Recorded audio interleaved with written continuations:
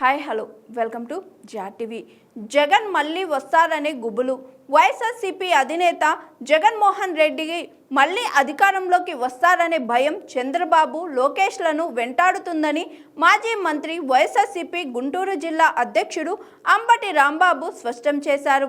అందుకే తండ్రి కొడుకులు వైఎస్ జగన్పై వ్యక్తిత్వ సహనానికి పాల్పడుతూ ఎల్లో మీడియాతో కలిసి విష ప్రచారం చేస్తున్నారని మండిపడ్డారు. తాడేపల్లిలోని పార్టీ కేంద్ర కార్యాలయంలో మీడియాతో మాట్లాడిన ఆయన కూటమి ప్రభుత్వం పాలనలో విఫలమైన ప్రజల్లో వైఎస్ జగన్ కు వస్తున్న ఆదరణను చూసి ఓర్వలేక వ్యక్తిగత దూషణలకే పరిమితమయ్యారని ధ్వజమెత్తారు. ప్రజలకు తమ పాలన గురించి చెప్పే ధైర్యం లేక జగన్ మళ్ళీ రాకూడదు అనే భయంతోనే ప్రచారం చేస్తున్నారని వ్యాఖ్యానించారు. ప్రజలు అన్ని గమనిస్తున్నారని, ఎంత బురద జల్లినా వైఎస్ఆర్సీపీ తిరిగి అధికారంలోకి రావడాన్ని ఎవరూ అడ్డుకోలేరని అంబటి రాంబాబు తెలిపారు. ఈ విధంగా బ్రాండ్ చేయాలనేటువంటి తాపత్రయంతో తండ్రి కొడుకులు ఇద్దరు ఉన్నారు. దానికి తోడు ఎల్లో మీడియా ప్రచారం చేసే కార్యక్రమం చేస్తుంది. మేము ఇది చేశాం, మళ్ళా మేము అధికారంలోకి వస్తాం అని చెప్పుకోవట్లా. జగన్మోహన్ రెడ్డి గారు రాకూడదు, ప్రార్థనలు చేయండి. ఇవాళ దాని దుంపదగా ఈనాడులో ఫ్రంట్ పేజీలో వైకాపా గొడ్డలి పార్టీ సమాజానికి హానికరం, ఆ పార్టీ మళ్ళీ రావద్దు అని ప్రజలందరికీ వినతి, పూజలు చేయాలని కోరిక. మరొక ఎల్లో మీడియా గొడ్డలి పార్టీ నెవర్ అగైన్, మళ్ళా రావద్దు. ఏంది బాబు మళ్ళా రావద్దు, మళ్ళా రావద్దు, మళ్ళా రావద్దు, మళ్ళా రావద్దు అంటే మళ్ళా వచ్చేస్తుందని మీకు అర్థమైందా? ప్రజల్లో విపరీతమైనటువంటి గాలి చంద్రబాబు నాయుడు గారికి వ్యతిరేకంగా వీస్తుంది. మళ్ళా జగన్మోహన్ రెడ్డి గారు అధికారంలోకి రాబోతున్నారనేటువంటి భావన మీ గుండెలకు చేరింది. అందువల్ల మేము ఈ కార్యక్రమాలు చేశాం, అద్భుతంగా పరిపాలన చేశాం, జగన్మోహన్ రెడ్డి గారి కన్నా సంక్షేమ కార్యక్రమాలు ఎక్కువ చేశాం, అందువల్ల మళ్ళా మమ్మల్ని గెలిపించండి అనుకోకుండా జగన్మోహన్ రెడ్డి గారు అట్టా, జగన్మోహన్ రెడ్డి గారు ఇట్టా అని మీరు చెప్పటం, మీ పత్రికలు రాయటం. మళ్ళీ ఆయన ఎవరినో పట్టుకొచ్చారు, రాజారెడ్డి గారి హత్య కేసులో ప్రధాన నిందితుడు, హత్యకు కారకుడని చెప్పబడుతున్న వ్యక్తి అంచెతో ప్రెస్ మీట్ పెట్టారు. అది కూడా ఫ్రంట్ పేజీ ఈనాడు ఆంధ్రజ్యోతిలో రాపించారు. వైఎస్ కుటుంబం చరిత్ర రక్తసిక్తం,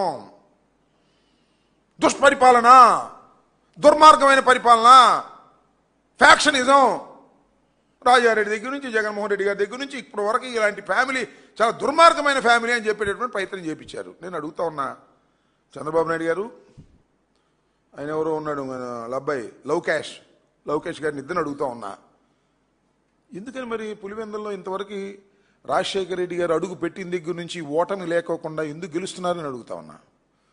ఆయన దుర్మార్గ కుటుంబం అయితే, అన్యాయమైన కుటుంబం అయితే, రాజశేఖర రెడ్డి గారు ఓటమి ఎరుగుని వీరుడుగా గెలిచాడు, జగన్మోహన్ రెడ్డి గారు గెలిచాడు, విజయమ్మ గారు గెలిచారు, మళ్ళా అత్యధిక మెజారిటీతో మొన్న కూడా కేవలం 11 సీట్లు వచ్చాయని మీరు ఎగతాళి చేస్తున్నా కూడా పులివెందులో గెలిచాడు. ఏమండి చంద్రబాబు నాయుడు గారు, మీరెందుకు గెలవలా? చంద్రగిరిలో ఓడిపోయి కుప్పానికి ఎందుకు పారిపోయారు? అక్కడ ఎందుకు తిరస్కరించారు మిమ్మల్ని? మీ అబ్బాయి మంగళగిరిలో ఇప్పుడు గెలిచాడని చెప్పుకుంటున్నారు. మొట్టమొదటి ఎందుకు ఓడిపోయాడు చెప్పడం అడుగుతా ఉన్నా.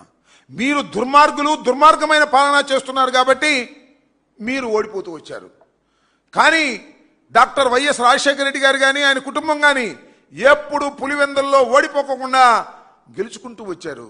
అనేక సందర్భాల్లో ప్రయత్నం చేశారు. నాకు బాగా గుర్తు, ఒక ఎస్పీ గారు అక్కడ ఉండగా పోలీసును ఉపయోగించి రాజశేఖర రెడ్డి గారిని ఓడించాలని తీవ్రమైన ప్రయత్నం చేస్తే పార్లమెంటు సభ్యుడిగా 5,000తో గెలిచాడు. ఎంత ప్రయత్నం చేసినా కూడా ప్రజలు అంత మక్కువగా ఆ కుటుంబాన్ని రాయలసీమలో ప్రేమిస్తున్నారు.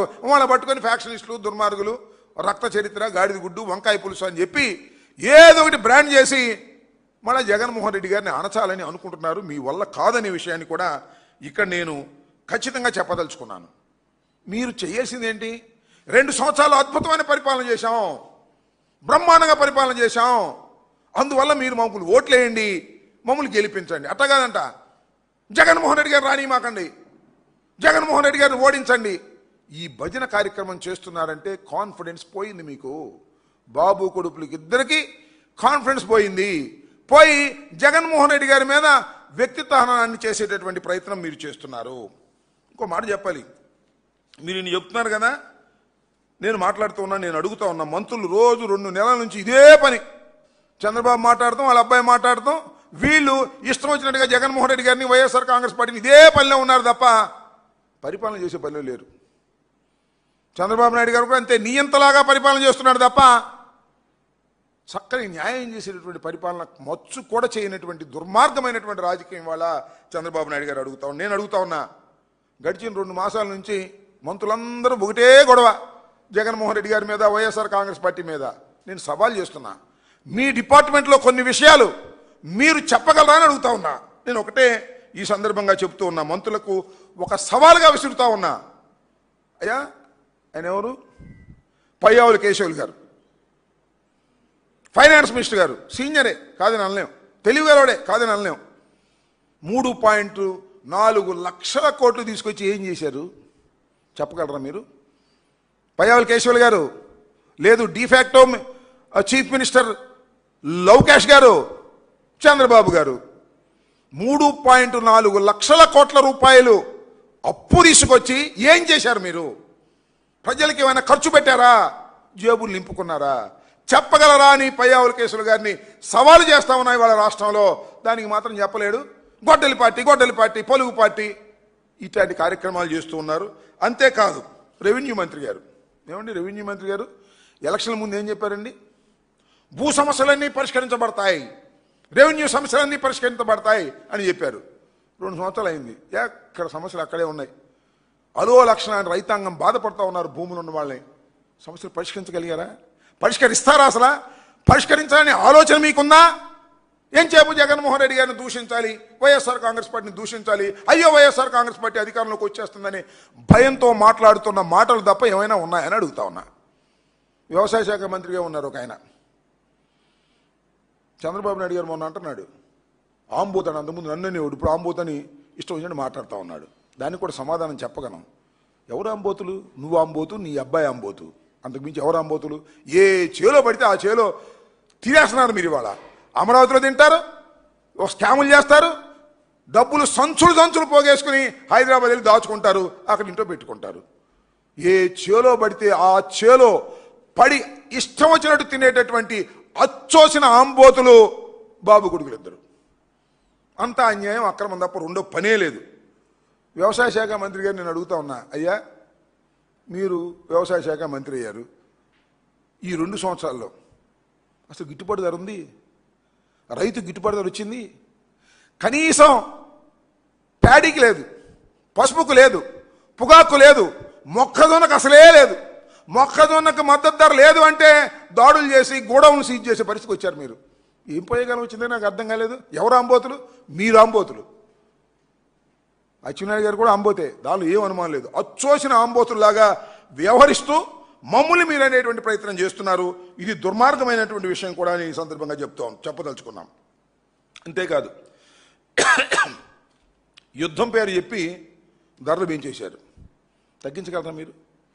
పౌర సరఫరాల శాఖ మంత్రి గారిని అడుగుతా ఉన్నా, జనసేన మీరేం చెప్పారు, ఇప్పుడు ఏం చేస్తున్నారు?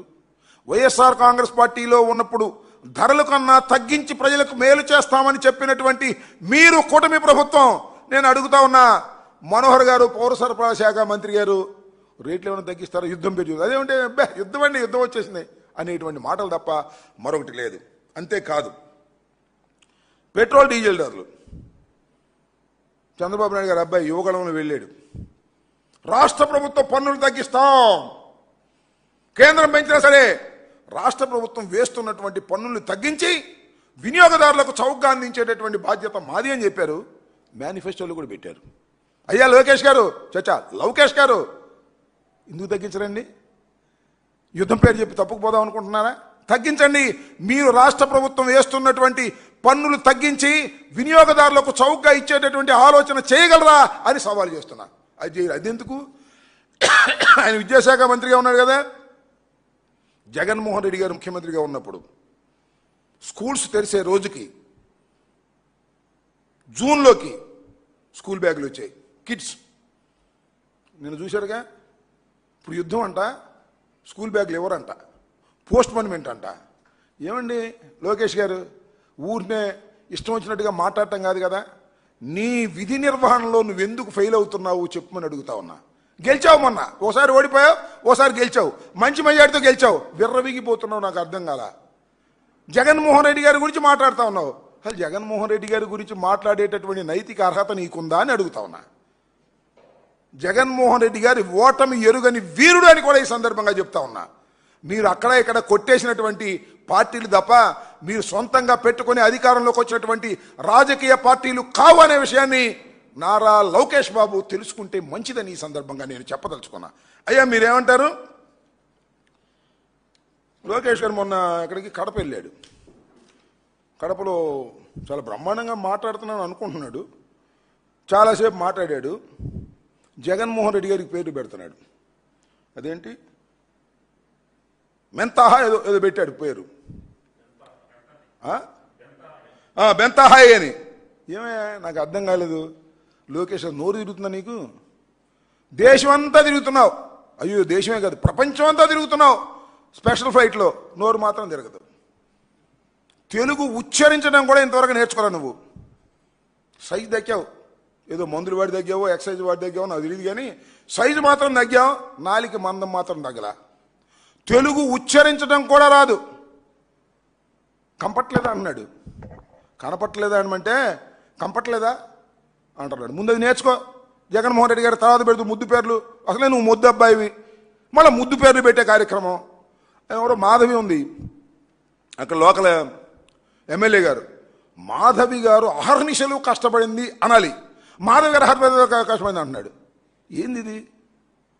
తెలుగు ఉచ్చరించడం కూడా రానటువంటి ముద్దబ్బాయి జగన్మోహన్ రెడ్డి గారికి పేర్లు పెట్టే దశకు వచ్చావంటే ఒకసారి అర్థంలో చూసుకోవయ్యా. సన్నబడితే సన్నబడవచ్చు, నాలిక మందం తగ్గించుకొని మాట్లాడటం మంచిది. ఇష్టం వచ్చినట్టుగా మాట్లాడతాం. ఏం పీకారు అంటాడు. పీకుతారు తొందరపడమాక, నిన్ను ఖచ్చితంగా పీకుతారు.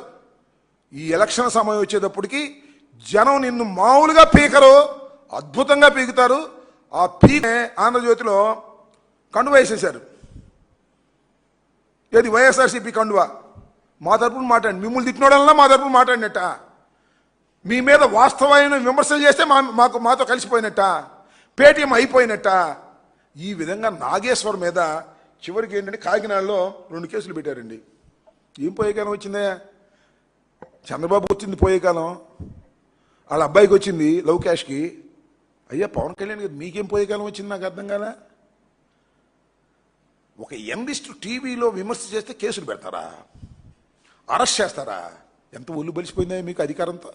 పోలీసులు మీ చేతిలో ఉన్నారని ఒళ్ళు బలిసిపోయిన పనులు కాదండి ఇవి. ఒక జర్నలిస్ట్, అది కూడా న్యూట్రల్ జర్నలిస్ట్, బీజేపీని విమర్శించాడు, వైఎస్ఆర్ కాంగ్రెస్ పార్టీని పలుసార్లు విమర్శించాడు, కాంగ్రెస్ను విమర్శించాడు, టీఆర్ఎస్ను విమర్శించాడు. ఈ రాష్ట్రంలో ఉన్నటువంటి, ఈ తెలుగు రాష్ట్రాల్లో ఉన్నటువంటి అన్ని పార్టీలని సమయానుకూలంగా తన విశ్లేషణలో విమర్శ చేసినటువంటి సందర్భాలు కోకొల్లలుగా ఉన్నాయి. ప్రశ్నించాడు ఆయన, అనేక సందర్భాల్లో ప్రశ్నిస్తాడు. అయ్యా పవన్ కళ్యాణ్ గారు, మీరు ప్రశ్నించడానికి పుట్టిన రాజకీయ పార్టీ, ప్రశ్నించే వాళ్ళ గొంతుకే నొక్కేయాలనుకోవటం ధర్మమేనా? ఒకసారి ఆలోచించుకోండి. ఎన్ని కేసులు పెడతారండి? కాకినాడలో 2 కేసులు పెట్టారు. పోలీసులు మీ చేతిలో ఉన్నారు కదా, రిజిస్టర్ చేశారు. అంటే టీవీలో ఏదన్నా మాట నేను వాళ్ళు మాట్లాడాను ముద్దబ్బాయి అని, ఎవరిని లోకేష్ని, కేసు రిజిస్టర్ చేస్తారా? నాకు అర్థం కాలేదు. చంద్రబాబు మమ్మల్ని ఆంబోతులు అన్నాడు, నువ్వు పెద్ద ఆంబోతం అన్నాను, కేసు రిజిస్టర్ చేస్తారు? నాకు అర్థం కాలేదు. పొలిటికల్ విమర్శలు చేసేటటువంటి పరిస్థితులు కూడా ఆంధ్ర రాష్ట్రంలో లేకోకుండా చేయాలనేటువంటి ఒక దౌర్భాగ్యమైనటువంటి రాజకీయాలు నడుపుతున్నటువంటి కూటమి ప్రభుత్వం దీనికి సమాధానం చెప్పాలి. శభాష్. ఈ సందర్భంగా మా పార్టీ కాకపోయినా మమ్మల్ని రేపైనా విమర్శిస్తాడు, మాకు తెలుసు. ధైర్యంగా నిలబడ్డాడు. నేను పిరికివాడు అనుకున్నా, కాదు, చాలా ధైర్యంగా నిలబడ్డాడు. నేను ఇప్పుడు వీడియో చూశాను, ఆ వీడియోలో చెప్తున్నారు, స్టూడెంట్ లైఫ్లోనే జైల్లో ఉన్నాను, నేను ధైర్యంగా నిలబడతాను, దేన్నైనా ఎదుర్కొంటానని చెప్పాడు. అన్నిటికన్నా నచ్చింది ఏంటంటే, మీరు యుద్ధం ప్రారంభించారు, నేను ముగిస్తానని చెప్పాడు. నా సహనాన్ని పరీక్ష చేశారు, నా సహనం కోల్పోయాననేటువంటి మాట కూడా మాట్లాడాడు. ఒక తెలంగాణకు సంబంధించిన ఒక నిజమైన జర్నలిస్టు, నిజమైన ఎనలిస్టు, అనేక రాజకీయ పార్టీలను అనేక సందర్భంగా విమర్శ చేసినటువంటి వ్యక్తి మీద మీరు ఈ విధమైన దారుణమైనటువంటి కార్యక్రమాలు చేస్తున్నారంటే దాని అర్థం మీకు పోయే కాలం వచ్చిందని, అంతకు మించేమీ లేదు. కూటమి ప్రభుత్వానికి పోయే కాలం వచ్చింది. పోయే కాలం వచ్చే ఇలాంటి నీచమైనటువంటి కార్యక్రమాలను పోలీసులను ఉపయోగించి చేస్తున్నారు. మా మీద మా మీద కేసులు పెట్టారు, మమ్మల్ని లోపల పెట్టారు. సరే మీకు రాజకీయ కక్ష ఉంది మా మీద అనుకోండి కాసేపు. లేదా మా పార్టీ వాళ్ళ మీద కేసులు పెట్టారు, మా పార్టీ వాళ్ళని లోపలేశారు పోలీసులను ఉపయోగించి, పోనీ అనుకుందాం కాసేపు మమ్మల్ని ఏదో తొక్కేయడానికని. నాగేశ్వరికి ఏం సంబంధం నాకు అర్థం కాదు. Hi, this is Swathi. Like చేయండి, షేర్ చేయండి, కమెంట్ చేయండి అండ్ సబ్స్క్రైబ్ చేయండి GRT. Hi, this is Swathi. Like చేయండి, షేర్ చేయండి, కమెంట్ చేయండి అండ్ సబ్స్క్రైబ్ చేయండి జిఆర్టీ.